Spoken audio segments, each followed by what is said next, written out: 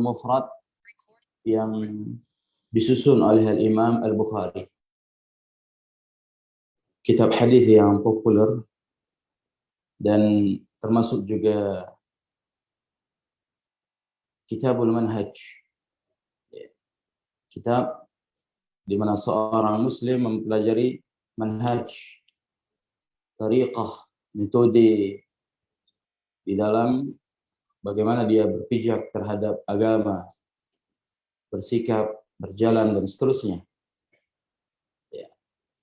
Itu dengan mempelajari hadis-hadis Nabi Sallallahu Alaihi Wasallam, mempelajarinya, menghafalkannya, sebagaimana ya, kaum muslimin bersemangat mempelajari Al-Quran, menghafal Al-Quran, maka dia juga bersemangat menghafal hadis dan mempelajari hadis Nabi Sallallahu Alaihi Wasallam sesuai dengan penjelasan para ulama.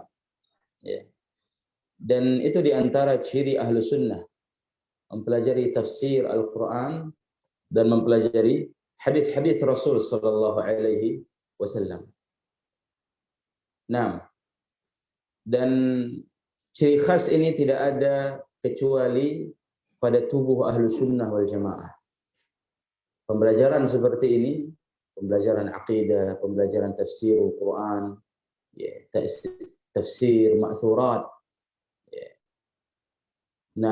Tafsir ma'thurat, yakni menafsirkan Al-Quran dengan Quran, menafsirkan Quran dengan hadis, menafsirkan Al-Quran dengan penjelasan para ulama, itu disebut dengan tafsir ma'thur. Dan para ulama menyebutkan di antara tafsir ma'thurat hari ini ada tafsir Ibnu Katsir. Maka kalau kita buka tafsir Ibnu Katsir akan disebutkan di situ ya, penjelasan ayat dengan ayat, penjelasan ayat dengan hadis, penjelasan ayat dengan perkataan para sahabat. Ya. Qala Ibnu Abbas fi hadhihi al-ayah, qala Suddi, qala Al-Hasan Al-Basri, ya, membawakan athar-athar dari para salaf. Nah, dan diantaranya juga mempelajari hadis-hadis Nabi Sallallahu Alaihi Wasallam. Dan ini termasuk metodologi ahlu sunnah di dalam mempelajari agamanya. Pelajari Al-Quran dan mempelajari hadis-hadis Nabi SAW yang jumlahnya ribuan. Hadis Nabi SAW. Baik yang hadis-hadis ahad dalam kategori ahad, atau hadis-hadis dalam kategori mutawatir. Dan keduanya diterima di sisi ahlu sunnah. Nah, kita lanjutkan bab yang ke-16.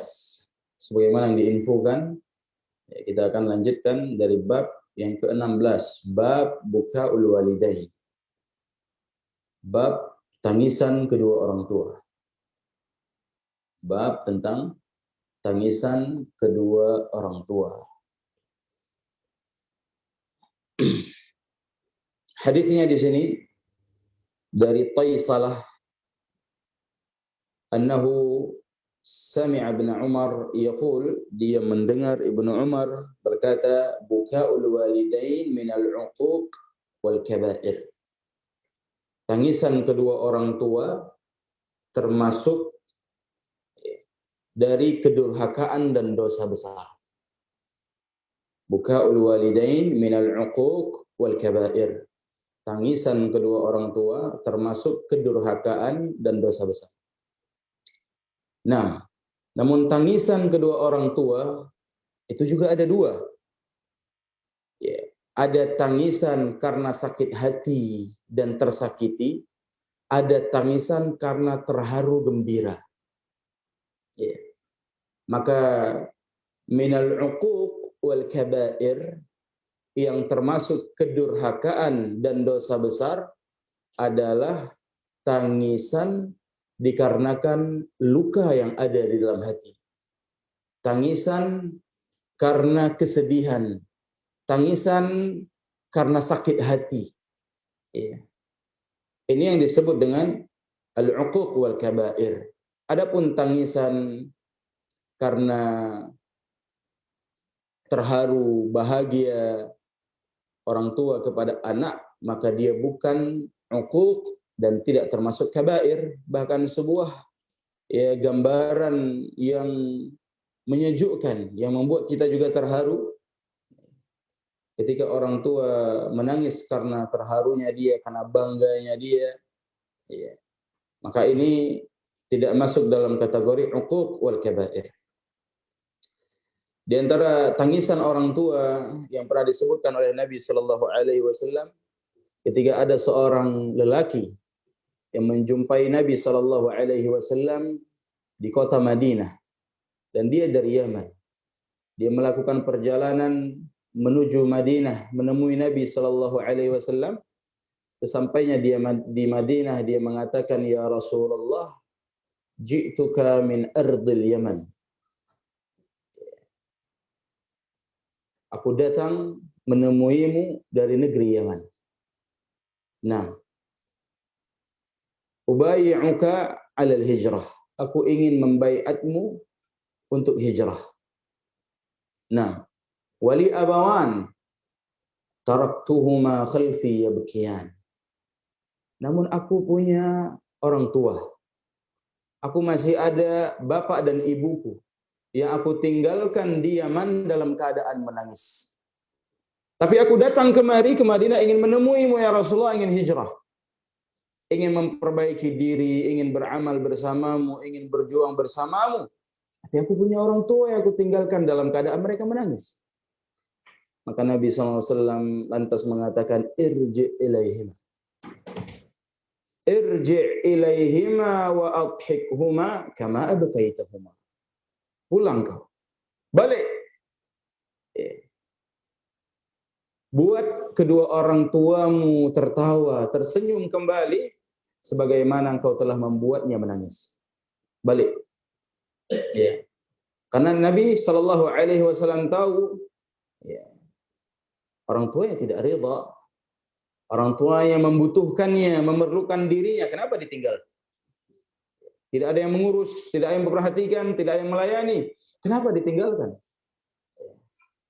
Lihat di dalam hadis ini, walaupun tujuannya hijrah, walaupun tujuannya ingin menjumpai Nabi SAW, ingin mendapatkan pahala suhbah, menjadi sahabat, tapi setelah mendapatkan itu dia disuruh balik. Orang yang telah melakukan perjalanan 1.500 km dari kota, dari Yaman menuju Madinah, jalan kaki, bukan naik bus, bukan naik pesawat, jalan kaki. Berhari-hari, berbulan-bulan, sampai di hadapan Nabi disuruh balik. Sakit, capek, tapi dalam rangka mentaati Nabi SAW, dia harus pulang. Karena orang tuanya lebih membutuhkannya. Maka itu tangisan bagian dari kedurhakaan dan dosa, sehingga kata Nabi, pulang kau, buat orang tuamu tertawa lagi seperti mana kau telah membuatnya menangis. Balik, pulang. Nah, karena bukaul walidain, karena tangisan kedua orang tua termasuk uquq, kedurhakaan. Dan Nabi SAW dalam riwayat yang lain bersabda, "Thalathatun la yadkhuluna al-jannah wa la yanzuru Allah ilaihim yawm al-qiyamah al-'aq liwalidayhi wal mar'ah al-mutarajjilah al-mutashabbiha bir-rijal wad-dayyus." Ada 3 golongan yang tidak akan masuk surga dan Allah tidak akan melihat mereka pada hari kiamat. 3 golongan tersebut, yang pertama orang yang durhaka kepada kedua orang tuanya. Apakah membuat tangis kedua orang tuanya, menyakiti kedua orang tuanya, membentak kedua orang tuanya, bahkan kata-kata itu kata-kata kedurhakaan. Fala taqul lahumā uff wala tanharhuma wa qul lahumā qawlan karīmā. Jangan kau mengatakan jangan kau mengatakan uff, jangan kau mengatakan alah untuk membantah perintah atau suruhan orang tuamu. Kata para ulama, sekiranya ada kata-kata yang lebih ringan daripada sebagai bentuk kedurhakaan, maka Allah akan sebut di dalam Al-Quran. Namun itulah kata yang paling ringan. Bentuk kedurhakaan yang paling ringan kata-kata kata-kata dalam rangka membantah perintah ataupun ucapan orang tuanya. Ya. Alah, nanti kan bisa, Mak. Nanti aja kenapa? Capek kali. Itu kan namanya membantah. Ya. Dengan nadanya, apakah dengan apakah dengan ataupun dengan alah, tapi membantah ngeles dari perintah mamanya atau ayahnya, minal uquq, termasuk kedurhakaan. Wala tanharhuma, dan jangan kau membentak keduanya, berlaku kasar kepada keduanya. Wa qul lahuma qaulan karima, tapi bertutur katalah dengan tutur kata yang mulia. Nah,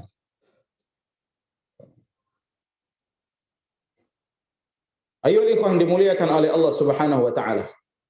Wal mar'ah mutarajjilah al mutasyabbihah birrijal.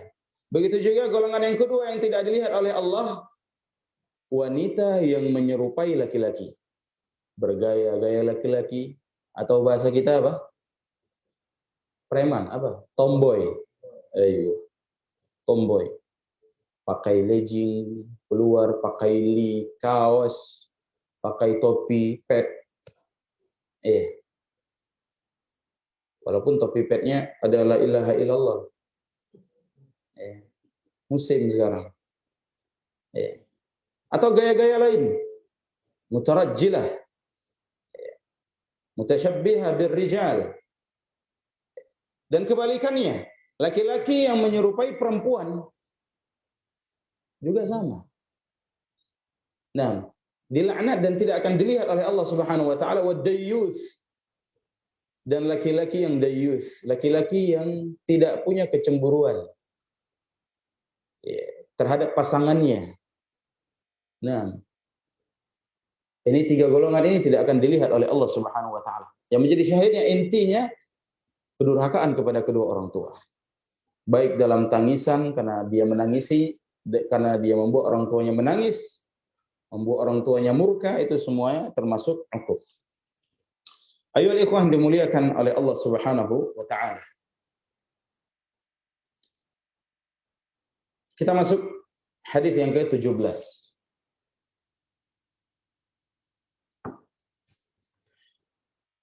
Atau bab yang ke-17.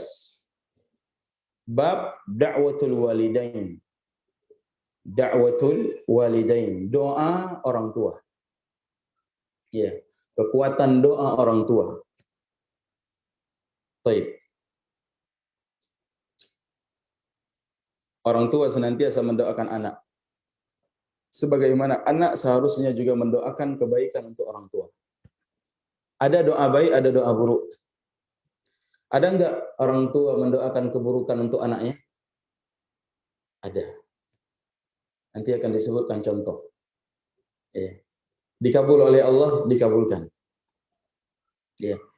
Walaupun pada umumnya tidak ada orang tua yang menginginkan keburukan pada anaknya. Tapi terkadang karena kejengkelan, sudah sangat jengkel, sudah sangat istilahnya sudah urut dada orang tua menghadapi si anak. Terkadang keluarlah doa-doa yang tidak baik.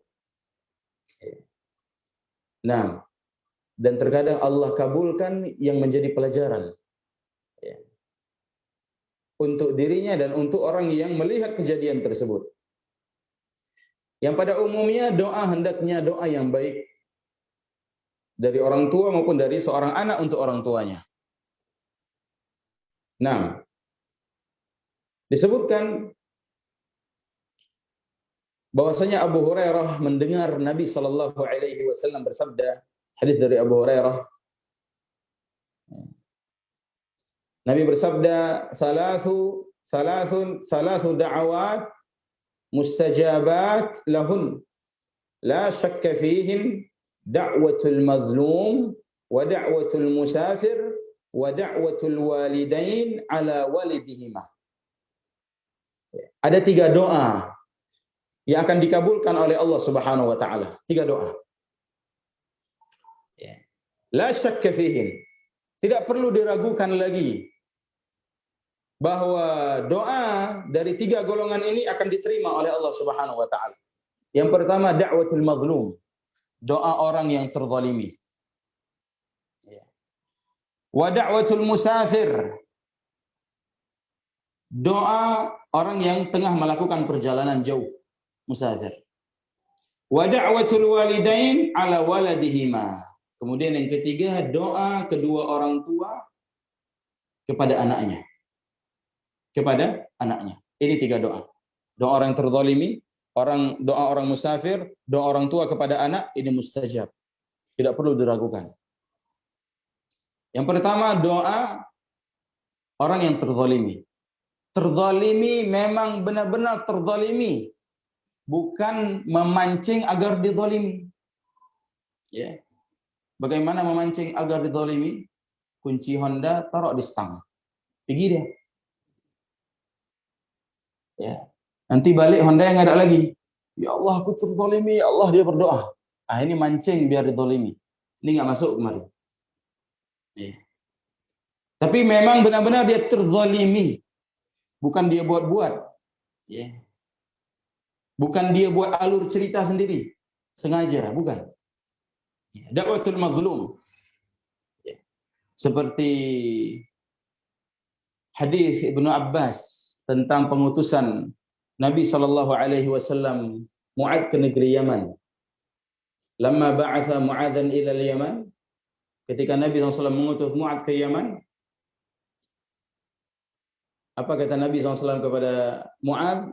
Ya Mu'adz, innaka ta'ti qauman min ahli al-kitab. Wahai Mu'adz, engkau akan mendatangi ahlul kitab, Yahudi dan Nasrani. Faliyakun awwala ma tad'uuhum ilaih syahadatu an la ilaha illallah wa anna Muhammadar Rasulullah. Maka yang pertama kali yang harus engkau suruh, engkau dakwahi kepada ahlul kitab, tauhid. Tauhid dan menyeru untuk mengikuti sunnah.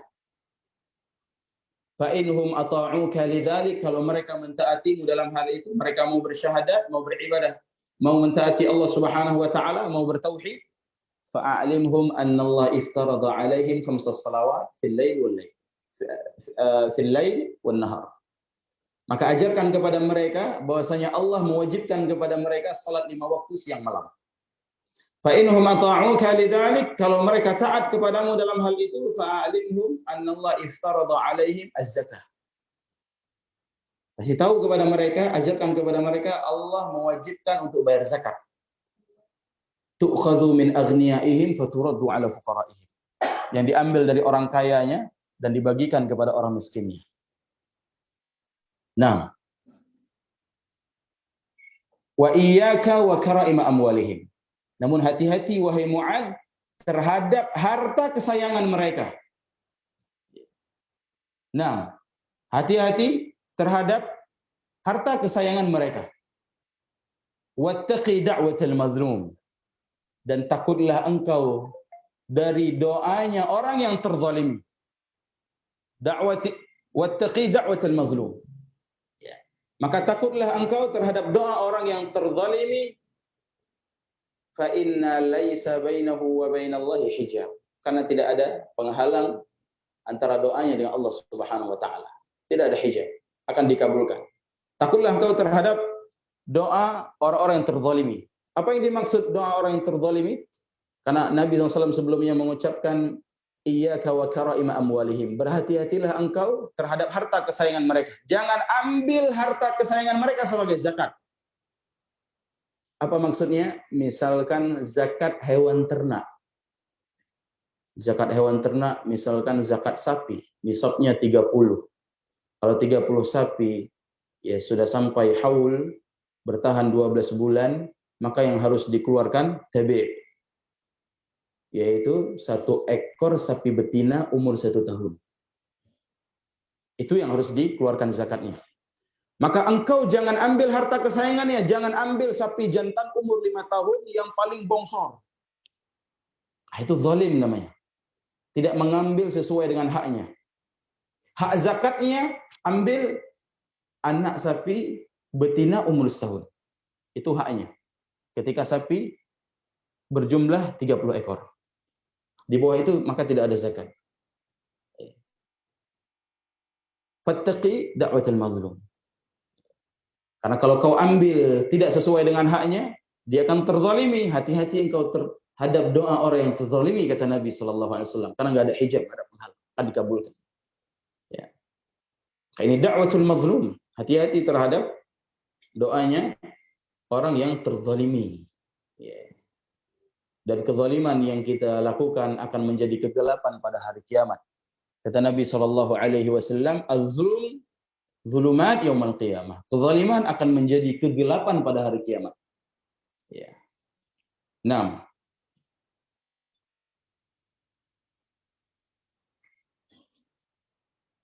Dan kezaliman lainnya, ya, memukul orang, menghantam orang, mengambil hak orang tanpa hak. Maka ini kezaliman, hati-hati terhadap doanya. Nabi SAW mengatakan, man daraba bisautin zulman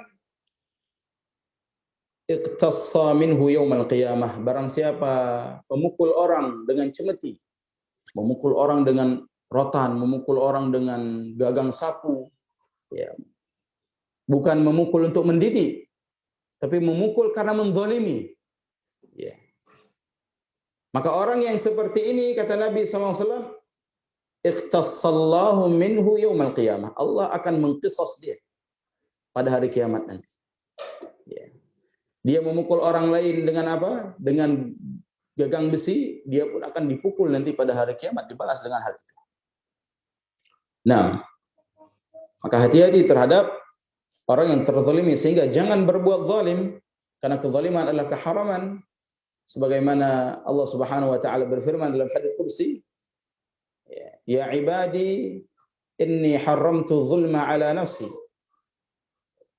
Wahai hamba-hambaku, aku mengharamkan kezaliman atas diriku, dan aku jadikan kezaliman itu haram di antara kalian untuk dilakukan. Fala tadzalamu, jangan kalian buat zalim.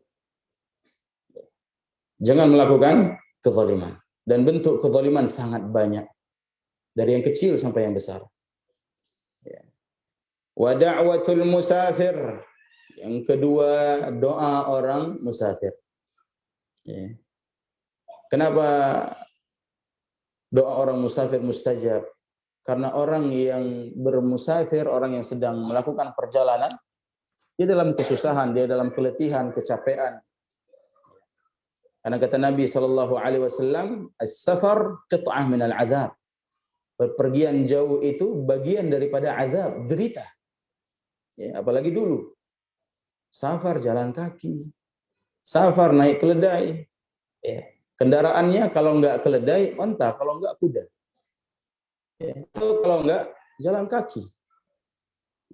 Sehingga qit'ah minal azab. Walaupun sekarang kita safar naik mobil, terkadang capek juga kalau naik mobil sampai ya di atas 5 jam, di atas 10 jam, bahkan 1 hari atau berhari-hari, capek juga.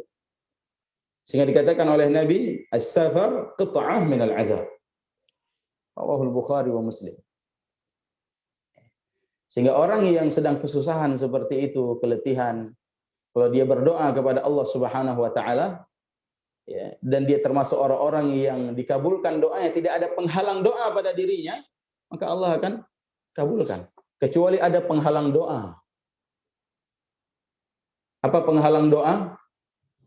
Makanannya haram, pakaiannya haram, dia diberi kecukupan dari harta yang haram, maka Allah tidak akan mengabulkan doanya. Ya. Ketika Nabi SAW menyebutkan tentang seorang yang melakukan perjalanan, zakara rajul yutiru safar, ash'atha akhbar, yamuddu yadayhi ila sama, ya Rab, wa mat'amuhu haram, wa mashrabuhu haram, wa malbasuhu haram, wa ghudhiya bil haram, fa anna yustajabu lah. Nabi menyebutkan ada orang yang melakukan perjalanan jauh, musafir, perjalanan jauh. Ya. Rambutnya acak-acakan, penampilannya sudah kumuh, ya, habis perbekalannya sudah. Ya. Dia mengadahkan tangannya, ya Allah, ya Rab, ya Rab. Dia berdoa dalam keadaan pakaiannya haram, makanannya haram, minumannya haram, diberi kecukupan dari hasil yang haram. Bagaimana mungkin Allah Subhanahu wa taala mengabulkan doanya? Sehingga kalau dia terbebas dari penghalang ini, maka doa musafir akan dikabulkan oleh Allah Subhanahu wa taala. Ya. Kemudian yang ketiga, wa da'watul walidain ala waladihima. Ini yang menjadi intinya. Doa orang tua kepada anaknya. Doa orang tua kepada anaknya. Nah, kita bacakan contoh doa orang tua kepada anaknya yang terkabulkan. Hadisnya agak panjang. Kita baca dulu hadisnya.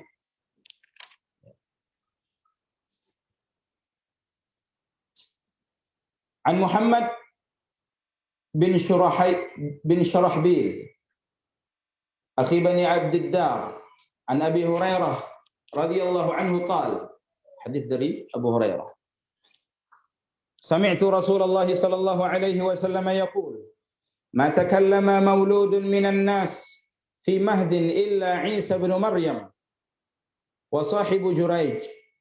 Qila ya Nabi Allah wa ma sahib Jurayj? Qala fa inna Jurayjan kana rajulan rahiban fi sawma'ati lahu wa kana ra'iyun baqar ya'wi ila asfal sawma'atihi wa kanat imra'atun min ahli al-qaryah takhtalifu ila ar-ra'i فأتت أمه يوما فقالت يا جريج وهو يصلي فقال في نفسه وهو يصلي أمي وصلاتي فرأى أن يؤثر صلاته ثم صرخت به الثانية فقال في نفسه أمي وصلاتي فرأى أن يؤثر صلاته ثم صرخت به الثالثة فقال أمي وصلاتي فرأى أن يؤثر صلاته فلما لم يجبها قالت لا أماتك الله يا جريج حتى تنظر في وجه المومسات ثم انصرفت فأتي الملك بتلك المرأة ولدت فقال ممن؟ قالت من جريج. قال أصاحب صومعة؟ قالت نعم.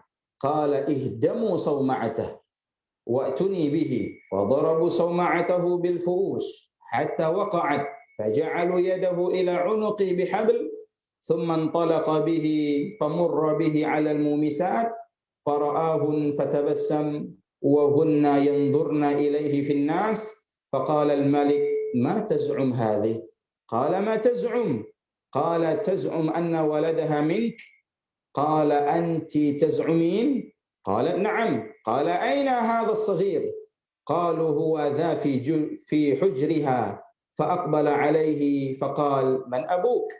قال راعي البقر. قال الملك أنجعل صومعتك من ذهب؟ قال لا. قال من فضة؟ قال لا. قال فما نجعلها؟ قال ردوها كما كانت. قال فما الذي تبسمت؟ قال أمرا عرفته أدركتني دعوة أمي ثم أخبرهم. Dari Abu Hurairah radhiyallahu anhu, aku mendengar Rasul sallallahu alaihi wasallam bersabda, tidak ada bayi yang bisa berbicara ketika berada di ayunan kecuali Isa bin Maryam dan anak yang disematkan kepada Jurayj. Tidak ada bayi yang bisa berbicara kecuali Nabi Isa. Dan bayi yang disematkan kepada Jurayj.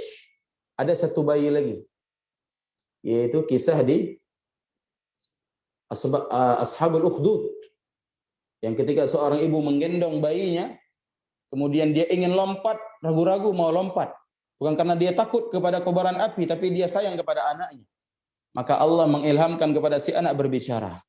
Ya ummah la takhafi fa innaki 'alal haqq. Wahai ibuku, jangan takut, kau berada di atas kebenaran. Nah, ada 3 bayi yang berbicara. Di antaranya disebutkan di sini Isa bin Maryam dan anak yang disematkan ke Jurayj, bukan anak Jurayj. Ya, anak yang dituduhkan bahwasanya ini anak Jurayj, anak hasil zina, padahal bukan anak Jurayj. Tapi Jurayj kena fitnah. Bagaimana ceritanya? Ya. Ditanyakan kepada Nabi, ya Nabi Allah, wa ma sahibu Jurayj? Siapa itu bayi yang disematkan kepada Jurayj? Ya. Nabi SAW bercerita, fa inna Jurayjan, si Jurayj itu kata Nabi, dia seorang laki-laki ahli ibadah. Ya. Yang kerjanya menetap di Sauma'ah. Sauma'ah itu balai-balai. Apa kita katakan? Kayak menasah lah. Ya. Dia kerjanya itu di masjid aja. Di menasah saja. Si Jurayj ini. Nah, dan menasahnya itu modelnya model panggung. Dan di bawah menasah itu ada pengembala sapi yang selalu beristirahat di bawah menasah itu. Menasahnya si Jurayj. Wa kanat imra'ah, dan biasanya di bawah itu ada seorang wanita, wanita orang kampung situ juga, takhtalif ila ra'i, yang berkhalwat dengan pengembala tersebut. Berkhalwat. Akhirnya dari khalwat itu berzina mereka. Nah, itu awal kisahnya. Ya, jadi antum simpan dulu sampai situ kisahnya. Ya, maka suatu ketika fa'atat ummuhu yauman. Suatu hari ibu Jurayj ya, berkata kepada Jurayj, berkata kepada anaknya, "Wahai Jurayj." Si Jurayj lagi sholat. Maka Jurayj mengatakan di dalam hatinya sedang sholat, ya dia sedang sholat. Ummi wa sholati. Aku jawab panggilan ibuku atau terus sholat? Nah, dia ngomong dalam hatinya. Ya. Akhirnya dia abaikan. Fara'a an yu'athira salatahu. Maka dia memandang lebih memilih salatnya. Lebih mengutamakan salatnya, meneruskan salatnya daripada panggilan ibunya. Summa sarakhat. Kemudian ibunya berteriak, "Jurayj!" Ya. Teriakan yang kedua kalinya, "Jurayj!" Jurayj berkata dalam hatinya, "Ummi wa salati." Ibuku atau salatku. Ya. Maka dia lebih memilih salatnya. Dia tetap salat. Yang ketiga, summa sarakhat bihi. Kemudian ibunya teriak lagi, "Jurayj!" Maka dia tetap mengatakan di dalam hatinya, ya, "Ummi wa salati." Dan dia tetap memilih salatnya. Maka ketika tidak dijawab panggilan ibunya tersebut, si ibu mengatakan, "La amatakallah ya Jurayj hatta tandura fi wajhil mumisat." Demi Allah wahai Jurayj, semoga Allah tidak mewafatkanmu ya, sampai engkau dipermalukan di hadapan para pelacur. Sampai engkau dipermalukan di hadapan para pelacur. Tsumman sarafat, kemudian ibunya pun pergi. Fa'utiyal malik bitilkal mar'ah waladat. Maka suatu hari ya, seorang raja ya, dibawakan kepada raja tersebut seorang bayi. Bayi dari wanita yang tadi berkhalwat dengan pengembala sapi di bawah tempat ibadah Jurayj. Udah lahir ternyata. Singkat cerita. Tadi baru khalwat, ini udah lahir aja. Ya. Jadi dibawa bayinya kepada seorang raja. Mau diinterogasi. Mau ditanya oleh raja. Kata si raja, "Mimman?" Ini anak dari siapa? Kata si wanita, "Min Jurayj." Ini hasil antara aku dengan Jurayj. Padahal hasil antara dia dengan pengembala sapi. Dia bawa-bawa Jurayj di sini. Qala asahibu saumah. Apakah Jurayj yang kau maksud itu yang biasa berada di menasah? Yang biasa di masjid, yang di tempat ibadah itu? Kata wanita tersebut, "Na'am, iya." Maka sang raja marah dan dia mengatakan, "Ihdamu sauma'atah." Hancurkan tempat ibadahnya. Wa'tuni bihi. Datangkan dia kemari. Hancurkan tempat ibadahnya, bawa Jurayj kemari. Maka prajurit pun menghancurkan tempat ibadah Jurayj, fadarabu sauma'atah bil fu'us hatta waqa'at. Dihancurkan, diratakan sehancur-hancurnya tempat ibadahnya Jurayj. Dia enggak tahu apa-apa, tiba-tiba udah dihancurin aja. Ya. Faja'alu yadahu ila unuqih bihabl. Maka Jurayj ditangkap, ya, diikat tangannya ke leher dan dibawa ke raja. Ya. Famurra bihi 'alal mumisat. Kemudian Jurayj diseret, dipermalukan di hadapan para pelacur. Ingat tadi doa ibunya? Ya. Semoga Allah tidak mewafatkanmu sampai engkau dipermalukan di hadapan para pelacur. Dia diikat, diseret, ya dipermalukan di hadapan para wanita. Fara'ahun fatabassama. Maka wanita-wanita pelacur-pelacur itu melihat Juraid sambil tersenyum. Ya. Naam. Faqala al-malik, "Ma taz'um hadhihi?" Ya. Kata si raja kepada si Juraid ketika dibawa, kata si raja, "Ma taz'um hadhihi?" Ya. Apa yang telah terjadi? Qala ma taz'um, apa yang terjadi? Juraid enggak tahu apa-apa. Kenapa aku tiba-tiba diikat dibawa kemari? Emangnya ada apa? Ya. Qala taz'um anna waladaha minka? Tidakkah engkau merasa bahwasanya anak ini, anak kecil ini, bayi dari hubunganmu dengan pelacur itu? Ya. Qala anti taz'umin? Maka Juraid bertanya kepada pelacur tersebut, anti taz'umin, engkau menyangkanya demikian, engkau menuduhku demikian? Qala na'am, iya memang ini kan anakmu. Ya. Kata si pelacur itu. Maka Juraid mengatakan, aina hadha saghir? Mana anak kecil itu? Mana bayi itu? Datangkan kemari. Kata Juraid. Qalu huwa dha fi hujriha. Bayinya ada di dekat ibunya. Fa aqbala alaihi. Maka bayi itu didatangkan kepada Juraid. Faqal. Juraid langsung nanya ke bayinya. Ya. Dengan yakinnya dia enggak bersalah, dia langsung tanya ke bayinya. Man abuk? Wahai bayi, siapa bapakmu?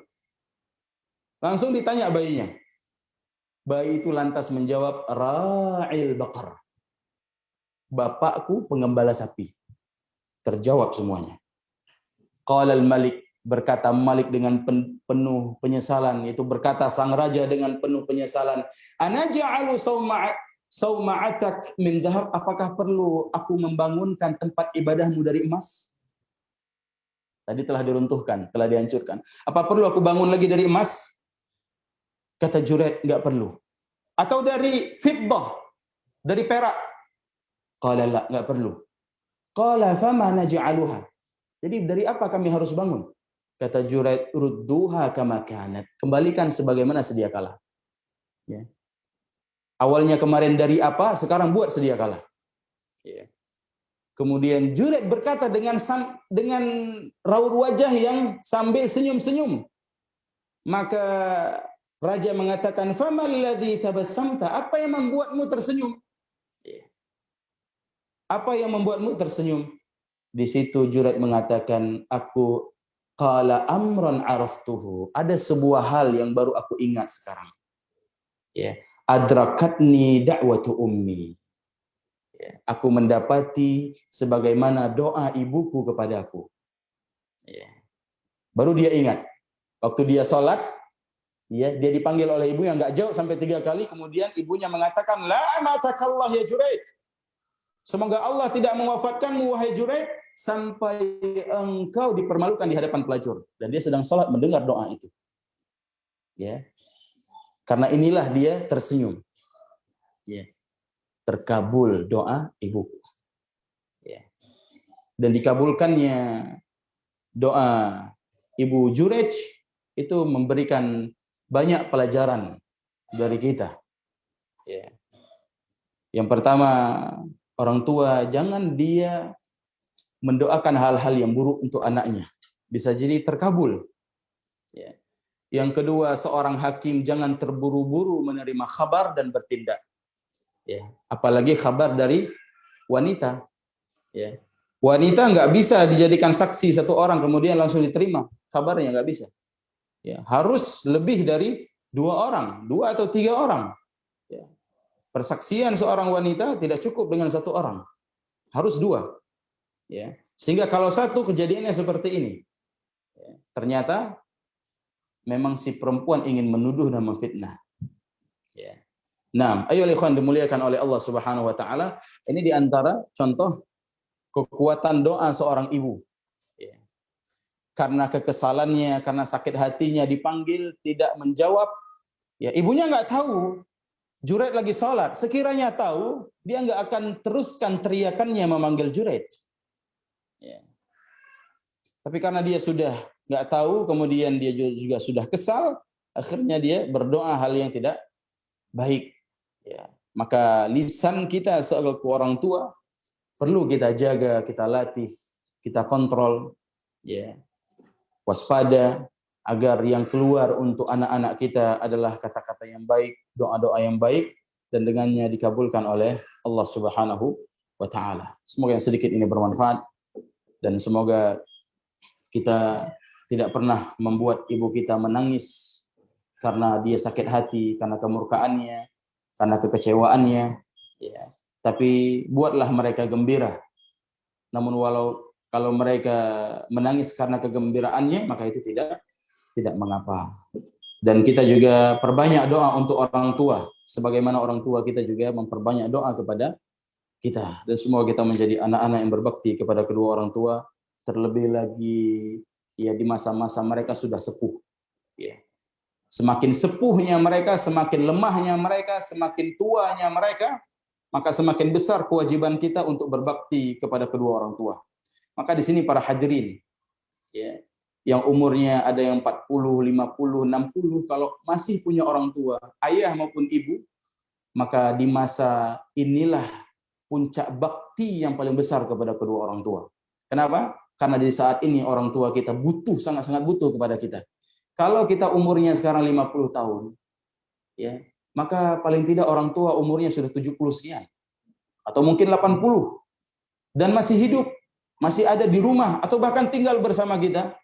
Maka disitulah puncak bakti kita kepada kedua orang tua. Ya. 6.